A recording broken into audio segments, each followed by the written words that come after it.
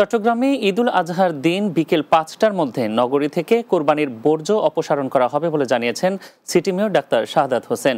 দুপুরে নগরীর জমিয়াতুল ফালা প্রাঙ্গণে অনুষ্ঠিতব্য প্রধান ঈদ জামাতের প্রস্তুতি পরিদর্শনে এসে তিনি এ ঘোষণা দেন সিটি মেয়র। তিনি জানান, ৪১টি ওয়ার্ডে ৩৬৯টি গাড়িসহ প্রায় ৪,২০০ কর্মী কাজ করবে বর্জ্য অপসারণে। তিনি আরও জানান, সিটি কর্পোরেশনের ব্যবস্থাপনায় ঈদের প্রথম জামাত অনুষ্ঠিত হবে সকাল 7:30টায় এবং দ্বিতীয় জামাত অনুষ্ঠিত হবে সকাল 8:30টায়।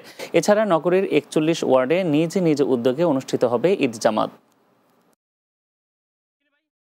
৬ থেকে ৮ ঘন্টার মধ্যেই ইনশাল্লাহ আমরা চট্টগ্রাম শহরের এই পরিষ্কার পরিচ্ছন্নতা অভিযান আমরা চালাবো এবং সেটা আমরা কমপ্লিট করব। ঈদুল আজহা উপলক্ষে সীমান্তে চোরাচালান, গরু পাচার ও কোরবানির চামড়া পাচার রোধে বিজিবি কঠোর অবস্থানে রয়েছে বলে জানিয়েছে বিজিবি।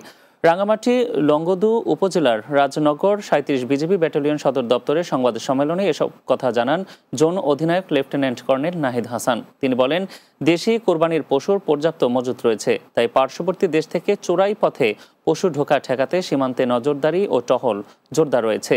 ঈদের পর চামড়া পাচার রোধেও একইভাবে সতর্ক অবস্থানে থাকবে বাহিনীটি। চট্টগ্রামে ২০২৩ সালে বিএম কন্টেইনার ডিপো অগ্নিকাণ্ডে প্রাণ হারানো ফায়ার সার্ভিসের ১৩ জন সদস্যের স্মরণে দোয়া মাহফিল অনুষ্ঠিত হয়েছে।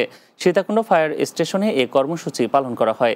স্টেশন অফিসার শাহিদুল ইসলামের নেতৃত্বে আয়োজিত কর্মসূচিতে উপস্থিত ছিলেন ফায়ার সার্ভিসের সদস্য, সাংবাদিক ও স্থানীয় জনগণ।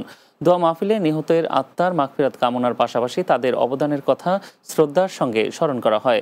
পরে স্থানীয় মানুষের মাঝে খাবার বিতরণ করা হয়।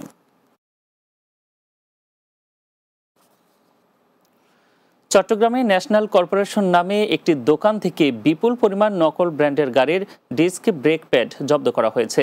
নগরীর দেওয়ানহাট ডবল মুরিং এর মিঠাগুলি থেকে গাড়ির ডিস্ক ব্রেক প্যাড জব্দ করে পুলিশের কাছে হস্তান্তর করেন হোসাইন মোটরসের ম্যানেজার ফেরদৌস। ডবল মুরিং থানার ওসি কাজী রফিকুল ইসলাম জানান, মোহাম্মদ সাইদুল আলম নামে এক ব্যবসায়ী চীন থেকে প্রায় ৬০ লাখ টাকা মূল্যের ১০,০০০ সেটের ৪১৪ কার্টুন নকল গাড়ির ডিস্ক ব্রেক প্যাড আমদানি করে প্যাকেটের গায়ে হোসেন মোটরসের নকল লোগো এবং হলোগ্রাম লাগিয়ে বাজারজাত করে আসছিলেন।